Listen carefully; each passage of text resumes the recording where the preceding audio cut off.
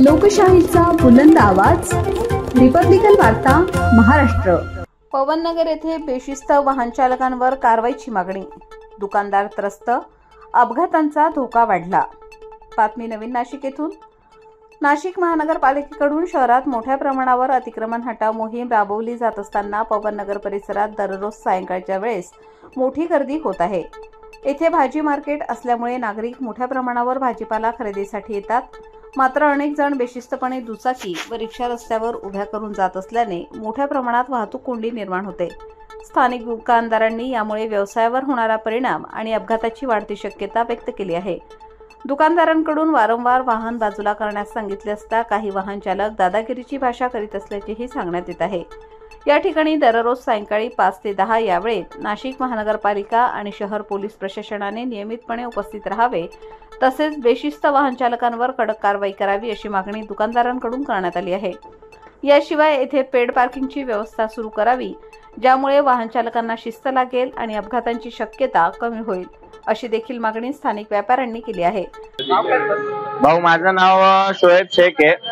मी पवननगरला एक माझा शिलाई मशीनचा व्यवसाय आहे आणि इकडं सध्याच्या परिस्थितीत आम्हाला अतिक्रमणचा खूप मोठा त्रास झालेला आहे। ठीक आहे, अतिक्रमणच्या त्रासाबद्दल आमचा वाद नाहीये, पण कारवाई ही एकतर्फा होते, तर कारवाई समानरित्या झाली पाहिजे। आणि मेन गोष्ट, पवननगरला पेड अँड पार्किंगची सुविधा होऊन पवननगरला आम्हाला नाशिक पोलिसांनी सगळ्यात मोठं सहकार्य करावं। इकडं जे बेशिस्त रिक्षा चालक आहे किंवा जे वाहन चालक आहे, जे गाडी इकडं तिकडं लावतात रस्त्यावरती, तर आम्हाला सगळ्यात मोठा त्रास होऊन याचा त्रास आम्हालाच होतो। तर पोलिसांना एक नाशिक पोलिसांना एक विनंती राहील माझी, का इकडं कमीत कमी 5 ते 9 आपले 1 ते 2 अधिकारी आम्हाला इकडं द्यावे आणि इकडं पेड अँड पार्किंगची सुविधा करावी। चेकिंग चालू करून आम्हाला सहकार्य करावं।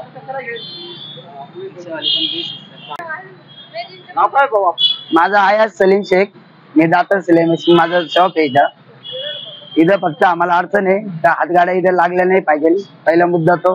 आणि इथं बेशिस्त गाड्या लागतात, इथं पेड अँड पार्किंग तयार झाली पाहिजे इथं। याच्यामुळे काय होतं, लोकांना शिस्त लागल, नाही तर लोक कशाही गाड्या लावतात, त्याच्यामुळे ट्रॅफिक निर्माण होते।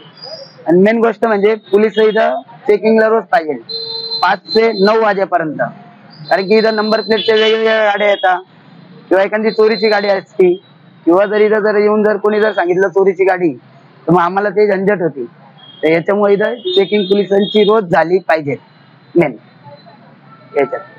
आणि हात गाड्या नसल्या तरी चालेल आम्हाला, तसं काही हरकत नाही त्याच्यात आम्हाला। रोज पोलिसांची चेकिंग इथं झालीच पाहिजे मेन, हे आम्हाला पोलिसांचं निवेदन आहे, आम्ही सहकार्य करावा पोलिसांनी आम्हाला त्याच्या बाबतीत। आता तुम्ही गाड्या तर बघता कशा लागलेल्या कशाने। तुमचं नाव काय? रामदास रासकर। तुम्ही आज इथं कशासाठी जमलं आहे? इथे अतिक्रमणची कार्य होती, त्याच्याबद्दल आमचं काही एक म्हणणं नाही, परंतु शिस्तबद्ध अशा मोटरसायकल्स लागत नाही, काही दुसरे व्हेकल लागत नाही। आणि आमच्या अतिक्रमणवाले आम्हाला वाटतं की थोडं चुकीचे कार्यवाही करतात, आमच्या ओट्यावरचे सुद्धा सामान घेऊन जातात। काय फुल विक्रेत्याच्या एक पलंग असतो छोटासा, झाडाखाली ठेवलेला आहे, जुनं झाड आहे, झाडाच्या बाजूला तर काही ट्रॅफिकचं हे नसतं, ट्रॅफिकचा अडथळा होईल असं काही नसतं, तरी पण ते अतिशयोक्तीने होतं काही गोष्ट, सगळ्या कारवाईमध्ये होतात। आमचं काही म्हणणं नाही, पण असं होऊ नये एक प्रामाणिकपणे वाटतं। कारवाई सगळ्यांना ह्या गाड्या लागतात काढल्या, पेड अँड पार्किंग व्हायला पाहिजे इथे। म्हणजे शिस्तबद्ध गाड्या लागल्या जातील।